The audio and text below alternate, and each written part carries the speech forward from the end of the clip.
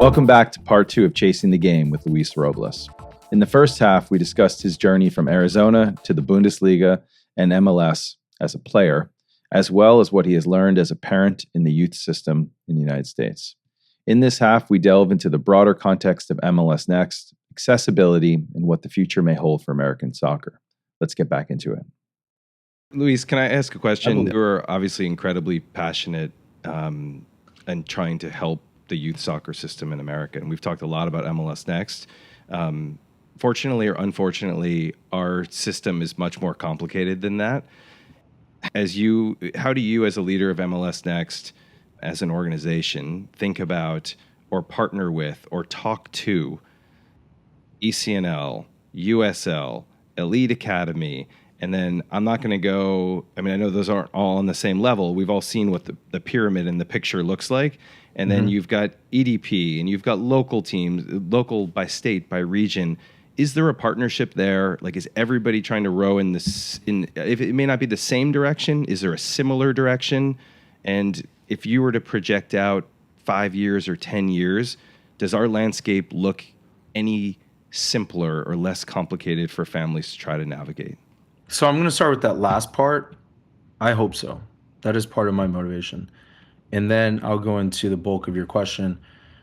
I'll work with any one of those groups. And each and every one of those groups that you mentioned are doing good things. But the part that you also mentioned, rowing in the same direction, that I think that's the bigger part, right? Like, how can we do that?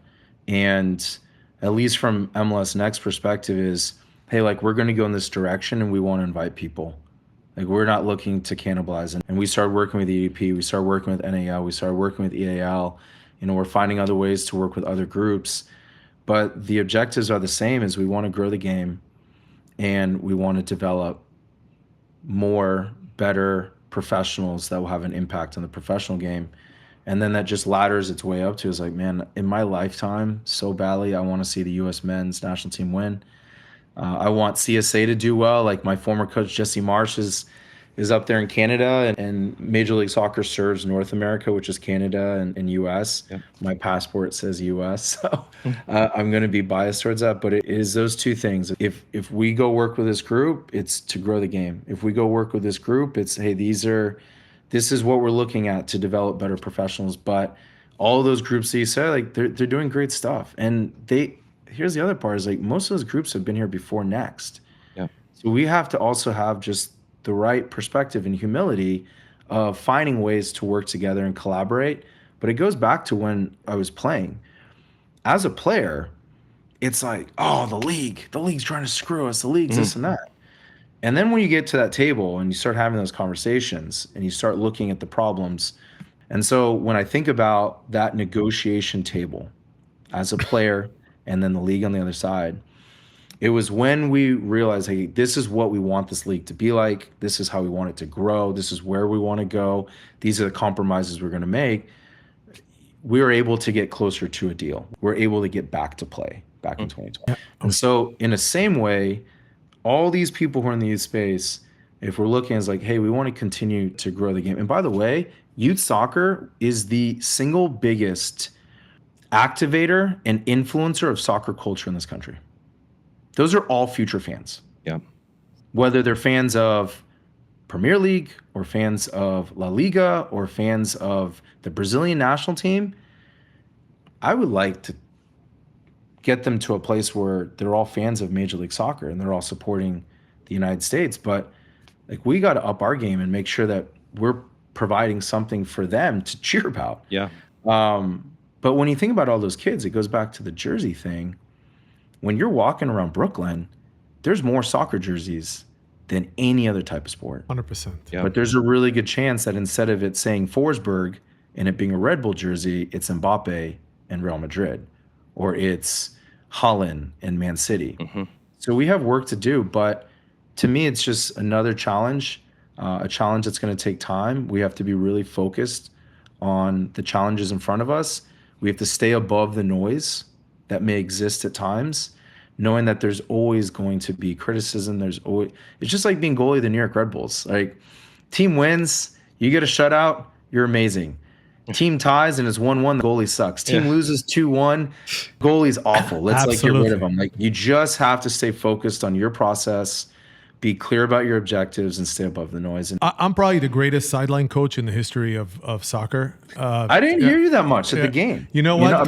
Maybe you're on your best behavior. Like, oh my gosh, I was trying to impress you, and it worked. So because it you're worked. here, yes. It worked, so now that you know, it's going to be very different the next time we meet. But so the quality of play idea is maybe that's what we talk about marketing. There's, dare I say, an opaqueness to it. Okay. Yeah. So there's why soccer wonderful, because it's, you can pick up a ball, take 2 cones, you go on a play.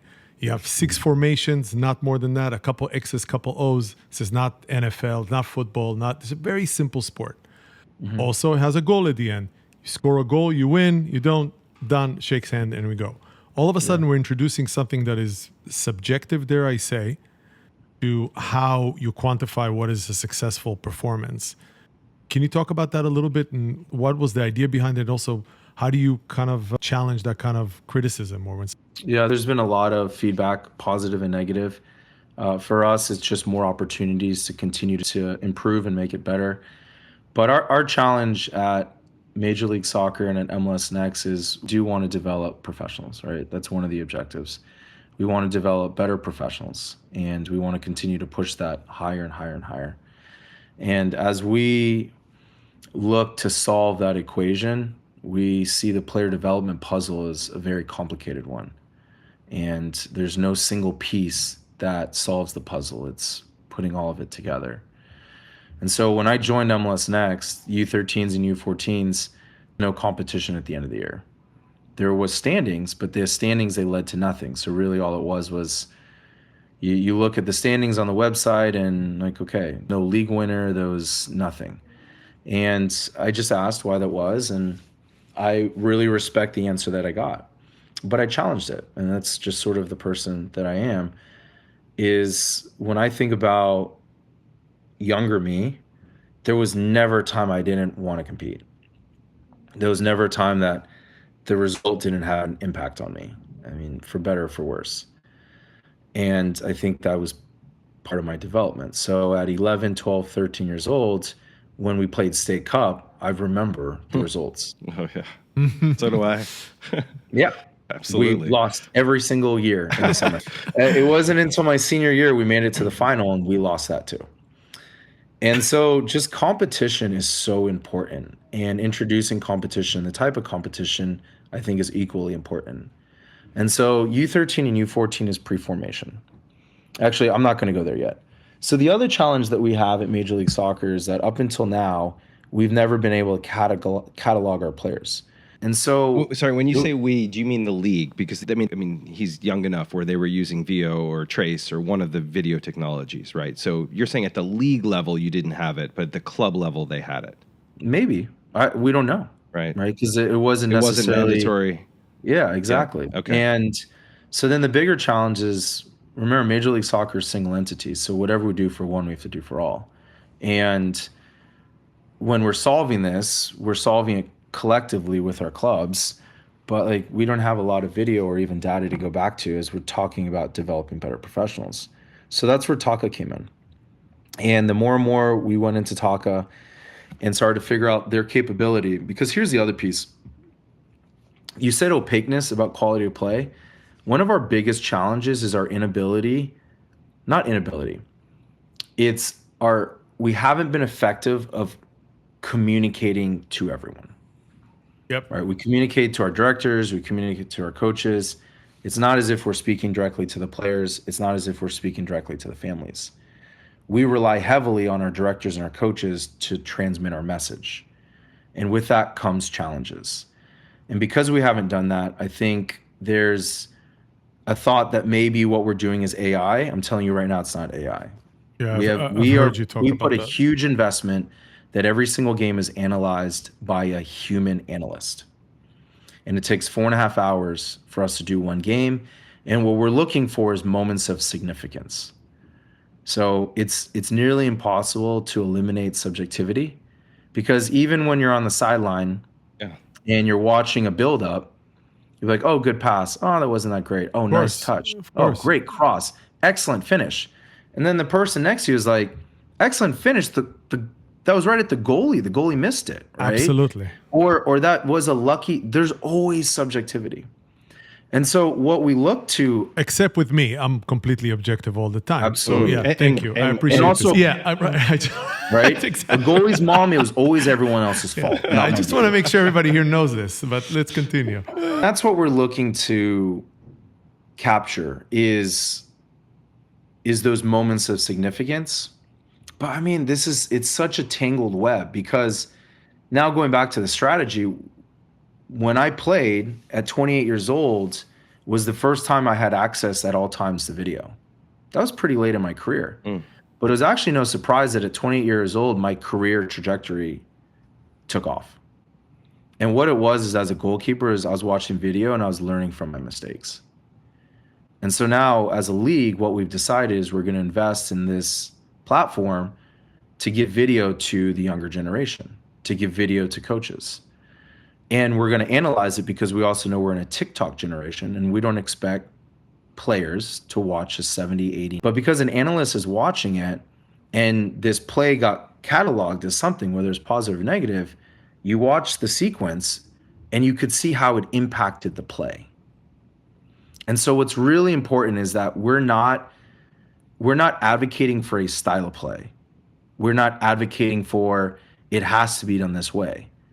But the same way that I said, any casual soccer fan who's watching the game, like when Cedar Stars played New York City FC, it happens already. Oh, great pass. What a touch. Well, hey, what vision. And the other thing that's really important is, because it's a human analyst, whereas traditional data only marks pass completion, shots on goal, a human analyst can see when a U13 takes on a 1v1 and it doesn't quite come off. We'd mark that as a positive. Why? Because we want creative players. We want players to try shit. That's exactly one of the questions we talked about leading into this was, do you have a concern that, I mean, kids are smart. They're smarter than we think they are, and we already think that they're smart. That in some way it changes. We've always struggled in this country with creative players, right? Full stop. Do you think this is something that can actually potentially enhance that, or do you have any concerns that it perhaps even hamstrings it to a certain degree? I think if it's going to hamstring that player, it was already happening, right? Because their coach is their biggest influence. Their coach is where they're getting feedback, not Toca. Yeah. Right? Toca, they're watching it. But that's the other thing, is that we want our coaches to have access in a way like never before, where they're using it to talk with their players. Hey, this was a good moment. Because that's the other thing, and this is crazy, like when I hear some of the commentary about it, it's like, well, it's already happening. Like their coach is already saying, like, good or bad. No. Right? I actually think that's one of the great, I've had a really good experience with it. I mean, nothing's perfect. Technology is going to continue to evolve, even with the help of analysts. But I think that's something that, like, not every coach, I mean, no coach coaches the same, right? Some are much more complimentary than others. Some are much more active in matches than others. Some are much more active in trainings than others. And the assumption that all kids are receiving positive feedback is just wrong, right? And the assumption, if anything, I'd say it's probably the other. It's exactly right. And the fact that they can actually watch themselves and see positive actions and actions that weren't, I think is a great thing, right? Yeah, I mean, and it's I get obviously to a net give positive. direction. So Fred Lipka, the technical director of Major League Soccer, and myself get to give direction to the group of analysts. And we say, if it's in the attacking third and someone takes a player on, that is always a positive thing, right? Like we want to encourage that. Does it come off? It's almost less important. It's that they recognize the situation, they went for it. Whereas if a center back does it and they're 18, that's almost never a positive thing. Like that's the crazy thing, is anyone that has any understanding, it would be like, no, that's not a good thing. It's not like we're redefining the game. It's just very rudimentary, simple perspective of it is do you want your center back to be taking on and nutmegging the forward in the 18-yard box? Never. No. Do you want your winger in the final third to take on the outside back? Yes. Yeah. Absolutely. And then and this is where I have to give a lot of credit to Toca, is when you go to their Instagram, they have put together the sequences for anyone to view. And you see a lot of times at our directive, it's players trying stuff. Yeah, it's It's impressive. taking teams on, and we want that. If anything, we encourage that. So it's natural. Like when you don't have all the information, it's easy to be suspicious and to be cynical, and that's fine. I think that's part of it. And we knew that going in, that this was different, that no one else was doing it. And this is why the why had to be so important. The why for us is we want our players to watch video. Right. I mean, you don't want it to come off as a participation trophy, number one, right? Because this is on the other hand, I will say that I found a positive, even though Lavisa Goli has nothing to do with him, but there's enormous amount of chatter on the sidelines with parents. And you said for every 3 parents, there's 7 coaches. And it's just nonstop barrage of soccer information. Should have done that, should have made that run. And a lot of the parents, no disrespect, many have only started learning about soccer as their kid went into soccer. It wasn't that they saw their dad do it or their mom or whoever. This is a new sport in this country. So they're learning as they go along, throwing enormous amount of information on a kid, okay? Sometimes a coach, he said it again, you had a coach for 25, 30 kids. This coach is barely run ragged. He has no time to give feedback to those kids. So you've created an almost alternate coaching system where a kid can see marks of things that they've done, good or bad, to understand. And we're going even deeper next year. So what we're launching in 25, 26, again, it's to help educate the kids, just to support coaches.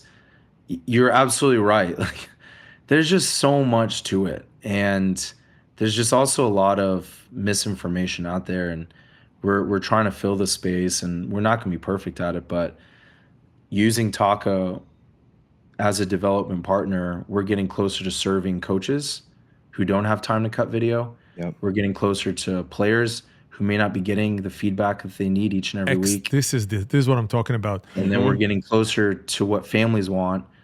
Did you know that college coaches have full access to it? Yeah, I did see that. Free. I've heard. Yeah. It's also incredible. I mean, it changes the whole. I mean, that's the other problem, right? Like recruiting is going back to the size of this country and the funnel. I mean, recruiting is very, very difficult, right? And there's still kids who don't necessarily come through the noise.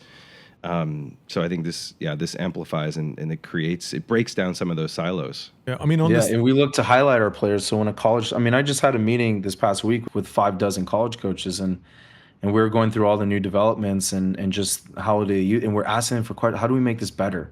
Like, we want their feedback. How do we make this better for you? Because if you're using it, you're seeing our kids, and that means our kids are getting closer to going to college. Those are the conversations we're having. We met with all the directors in every division. We'll meet with all the MLS Academy directors at Cup. And we just how do we make this better? Because everything that we're doing is to help serve the families, to help serve the player. And when a college coach goes on to Toca and they type in, Eli Robles, and they see his game, his profile, they'll see when he graduates, they'll see things about him. They'll see his highlights, his positive highlights. It's big. Because if they really wanted to scout him, they now have the opportunity to watch all the games and see the negatives. But at first, we want to make sure that we're putting our players in the highest light possible. And now it's up to those coaches to go deeper and see, okay, where are some of the challenges of the player? But from first glance, it's always how do we highlight our players? And I think some of it, and you already know all these things, but I'm talking more as a parent on the side. Some of it where maybe the cynical part of it or the confusion was that it's ranked, right? So all of a sudden we got this kind of new ranking system that was called quality of play.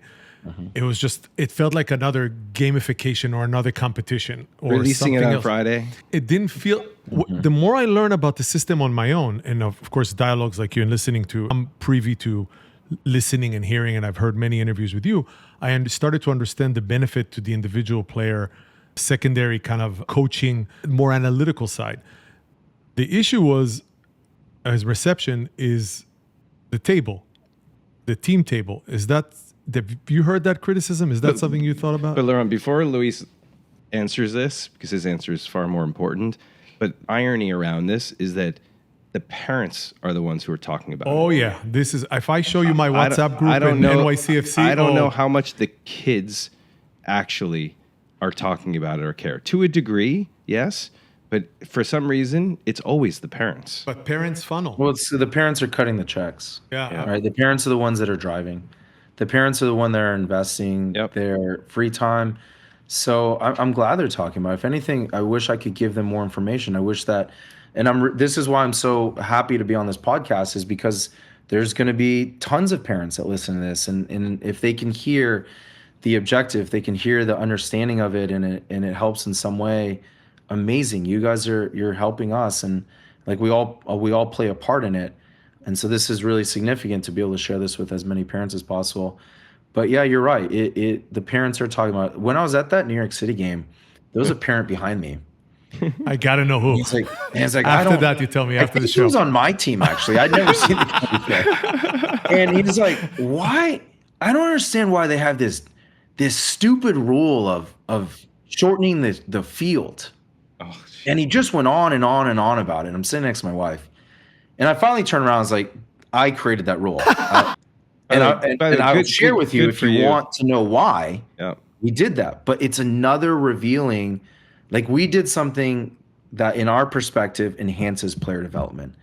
And the reason why we reduced the field size at U13, especially like playing that game at Belson where it's 120/80, is at the U13 and U14 level, growth and maturation, it can be a mystery.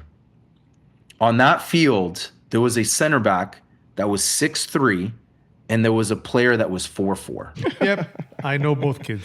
Right? And so who's going to dominate in most situations when there's unlimited space? That 6'3" kid. But it's not just a 6'3" kid that's going to miss out.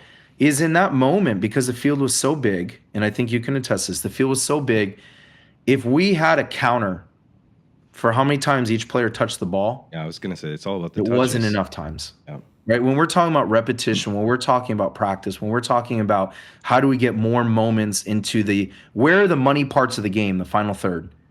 And that game resembled a track meet more than a soccer game. Yeah, Our kids ran so much. The distances were enormous. Enormous. Yeah, and this is why we reduced the field. And I didn't just wake up one morning and be like, hey, you know what we should do is we should reduce the soccer field. I talked to leagues around the world. I talked to experts around the world. I talked to first team coaches within Major League Soccer. I talked to director. I must have had 60 to 70 conversations before we made this decision. And then here's the benefit. It's our league. Mm-hmm. If it's what's best for the player, we did it. And overnight, we just did it. Before the season started, we brought all the directors together. We said, this is what we're going to do. And the reason why we're going to do it, we're going to reduce the space because it's going to increase the amount of touches. We're going to reduce the space because then our players are going to be cognizant of their touch. It can't just be a loose touch. It's tighter. The touch has to take them somewhere. And they're smart. They're going to figure it out. We're going to reduce the space because our players are now going to have to solve the game using soccer ability and not physical ability.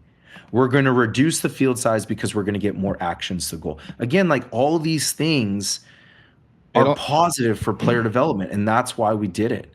And I wish we had a better way to share it. Maybe we didn't do a great job of sharing it, but we really believe in it and we're going all in. It's the same thing with quality play is what we've seen in the 2-3 months of doing it.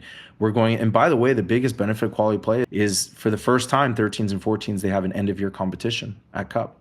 Right, we saw it. Yeah, that's congratulations on that. And that is a byproduct of quality play because now all the soccer minds who are afraid that is only just about results at 13 and 14, and we're going to play in a way that's only about results in 13s and 14s, we found an imperfect way to mitigate against that. Yeah, you know, I do agree with you that I think, especially in the United States, the kids are moving too early to 11v11. But the 9v9, I remember when I was listening to a lot of parents chatter a year. By the way, just real quick, I want to hear that. But Germany just moved back U13s and 9v9. That's why, and it's actually exactly my point. So one of the parents was saying, and this was again no fault of theirs, but it was a parent that was growing into the game with the kids at the same time. That well, the second the kids are going to go to 11v11, they'll have a lot more space. And I looked around, I said, go watch a soccer game and see how long a player can actually hold the ball before he's got 2 or 3. There's actually no space. We can't create that false positive where, okay, you're going to get the ball and then you have 40 yards to run. That's not the sport. So these are the kind of tweaks that, but the thing is, Luis, you need the platform to discuss these things. If it's via the coaches, if it's via the directors of the clubs, these things need to be transparent to the kids so the kids know what they're getting, and to a certain degree the parents, because like you said, the parents are the ones harboring the burden. They're the ones sitting in the car with the kid. So to create a kind of a holistic thing where MLS Next is actually, we want to help you. We know we want to help you. And as we look to 25-26, our biggest thing is playing time. Like, it's something that we're thinking seriously about. It's like, what can we do to positively impact a kid's development? We need to seriously look at playing time. We need to look at substitution rules. Like, just not stuck in I hate that answer. When I ask questions, why is it this way? Oh, it's just the way it is. Like, no, if this isn't the best thing for player development and for our kids, why would we keep doing it? Yeah, no, the plan, that's real. I mean, if you're 23 kids in training and 18 kids on a roster and you're trying to find time, you're obviously going to end up with kids who are not playing enough, right? And then you've got the balance of that. I did have a question for you. We were talking about 9v9. My son had the privilege to play in England last year in the spring against a bunch of Cat 1 teams. And he is a late December 29th birthday. So he got to play essentially back a year because they're August 1 to July 31. And their 9v9 field was even smaller than our 9v9 field. And the kids are older because of the birthday being pushed back. And it felt very tight, right? Yeah. Sorry, you said England? Yes. Yeah. So that's in Europe, it's the only one that uses that. Okay. They go September 1st to, I think, August 31st. But Germany and Belgium and Spain and Italy, it's all birth year. It's all birth. England. So England's the only country that does it. But what in the world are we doing in this country, leaving it objective to league? So there was a rumor it was going to go back to school year, or then it was birth year. Now it's you choose the adventure depending on the league.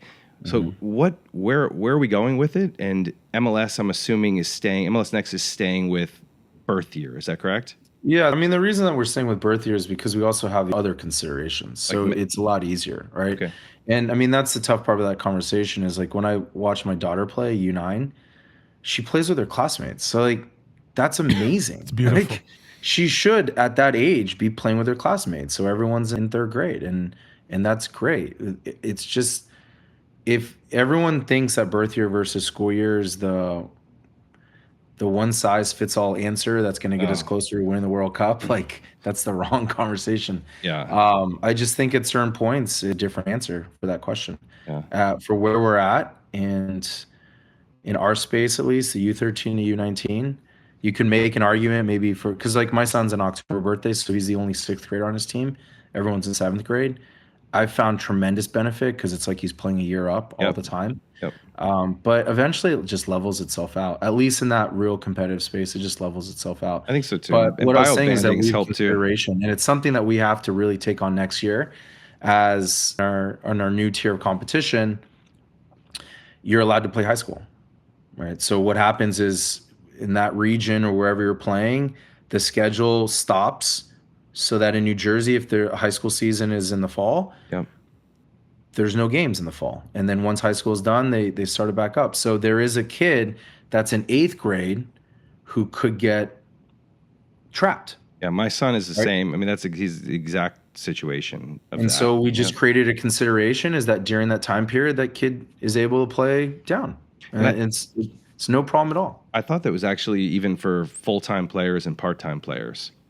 Even at the first. So now you're talking about the bio banding and the late developer. Again, it's like consideration. I was just talking about a very specific situation because with us allowing that for the first time, there will be 8th graders on a 9th grade team, and those 9th graders will want to play high school.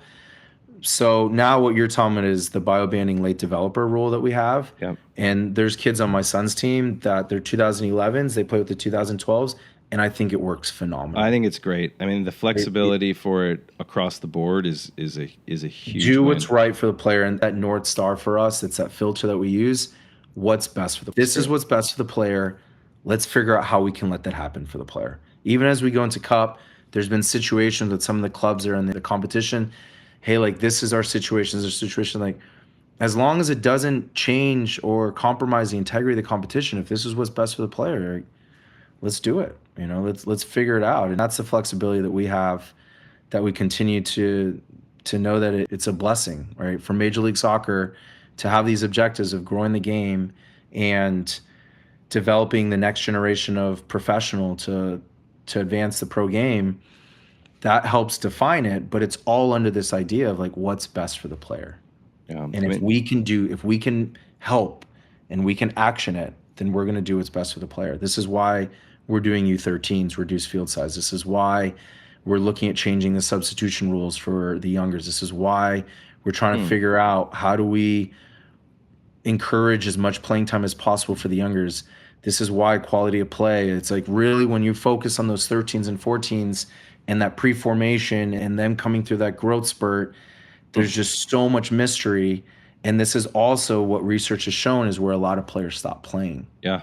So if we can keep players engaged, if we can keep players involved longer, that may be not only a massive benefit, but I think it also gets closer to us accomplishing our objectives. 70% of youth soccer players quit by the age of 14, like in that range. Yeah.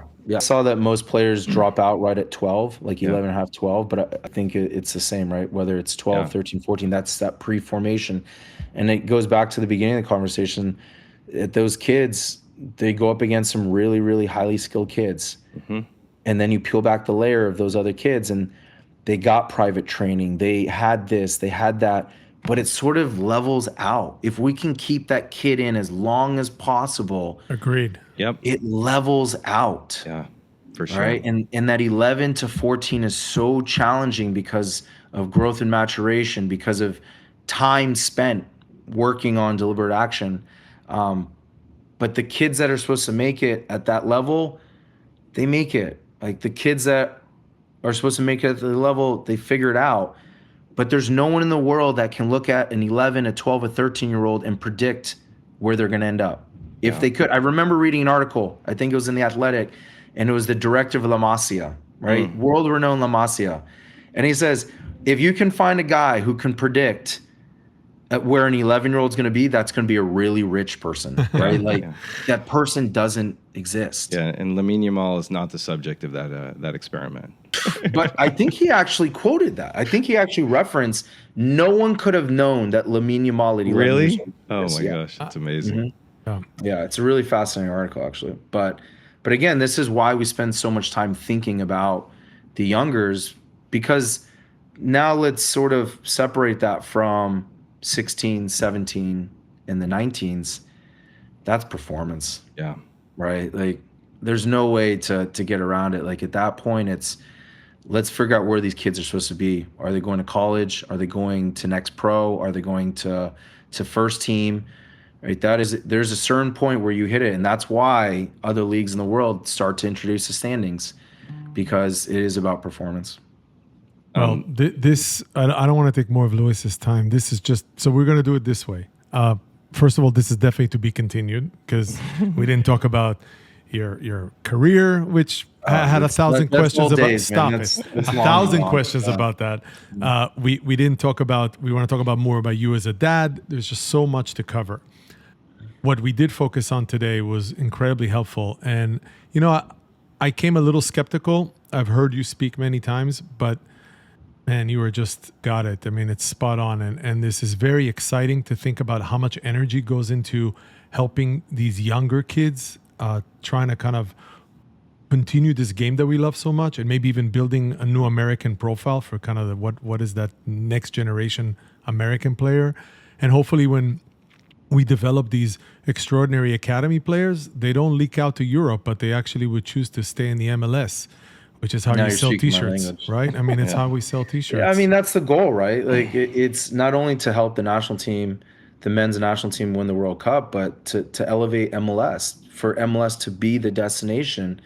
And it's just a personal goal. I'm not speaking for anyone else, but when I think about my why and what motivates me, those are a big part of it. Is now people are saying, man, Major League, the jerseys are now New York Red Bulls and Emil Forsberg. It's New York City and Maxi Morales. Those are the jerseys we're seeing. And then we're going to see a young kid wearing an MLS jersey, and that is the name on the back is the best player in the world and was developed here in the United States, in North America.